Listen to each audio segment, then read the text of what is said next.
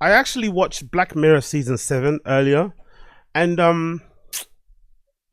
although it was better than recent seasons, it made me think like, is this show never going to be as good as it first was when it started, or is I looking at it through rose tinted spectacles? And is there an argument to be had that there should be a version of Black Mirror shows that exist that are a little bit optimistic about our technological future?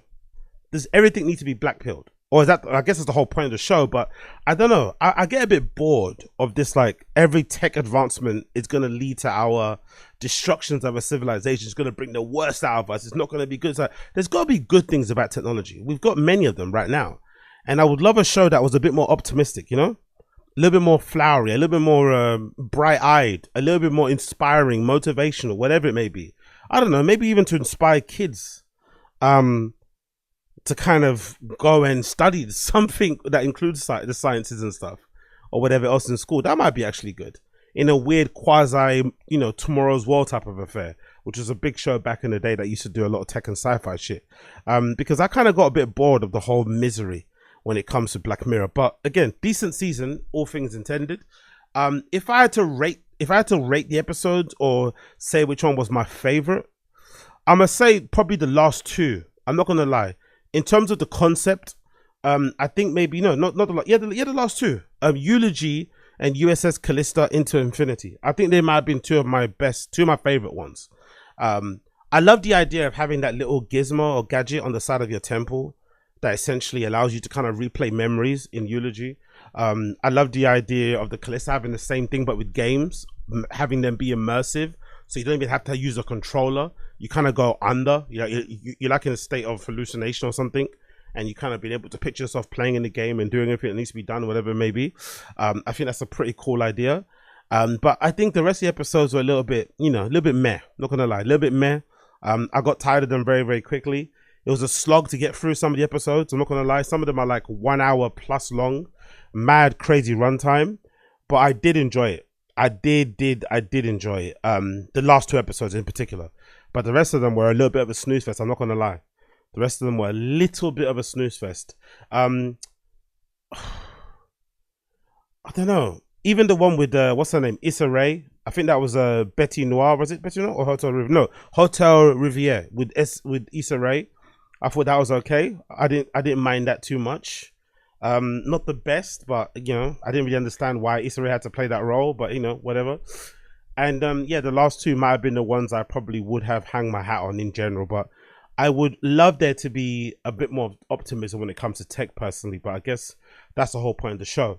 So there's a review here courtesy of The Guardian that kind of speaks a little bit about it. It says Black Mirror season 7, Charlie Brooker's thrilling satire gets its warmest, most human season ever. I'm not too sure about that one. It says it's tough being an anthology. While other dramas set up their premise and characters, then lazily dole out a little more of the same old every episode, anthologies must constantly seek our approval anew.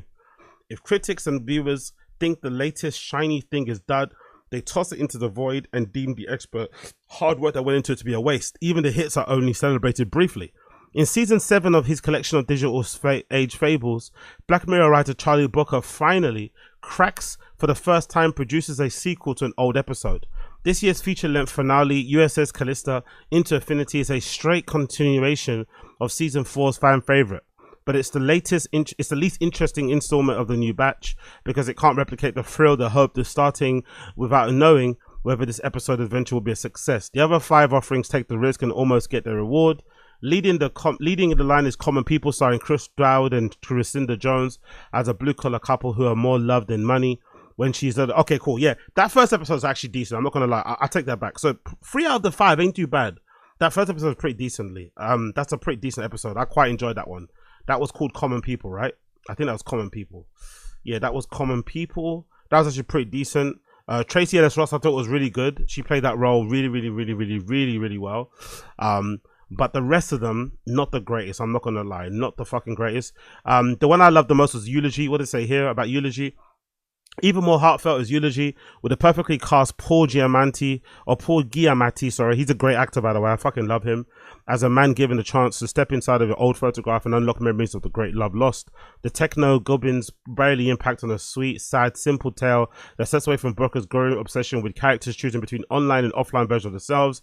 Here instead is a man looking back on one of his only analog life, regretting that his younger self didn't know and couldn't recognize the truth about the happiness is that he had in his box a detached full of pictures and letters and cassettes the dust may get in your eyes. Yeah, that one was really good because it was sort of like representative of real life in terms of sometimes we have a very warped and distorted view of what actually happened and the events that kind of transpired.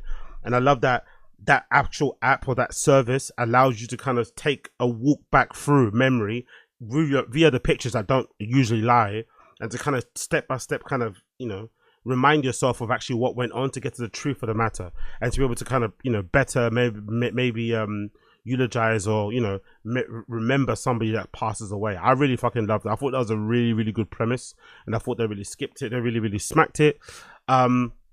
We'll continue on to say, but this year's other standout demonstrates that Black Mirror hasn't lost its demon spark.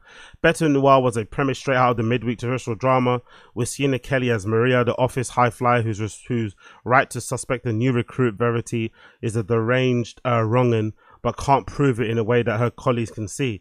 So efforts to expose Verity make Maria look like a loose cannon. The cruel chaos smoothly ramps up, gradually revealing the twist before the narrative delivers an ending that will make you laugh or chuckle, but very especially cackle. Yeah, that was alright, Betty Noir, but I kind of got bored of it after a while, I'm not going to lie. The only skippable episode is Plaything, set in the near future where cops use DNA mouth swabs to solve crimes. Yeah, I really didn't enjoy that at all, that one. I agree with the garden on that one.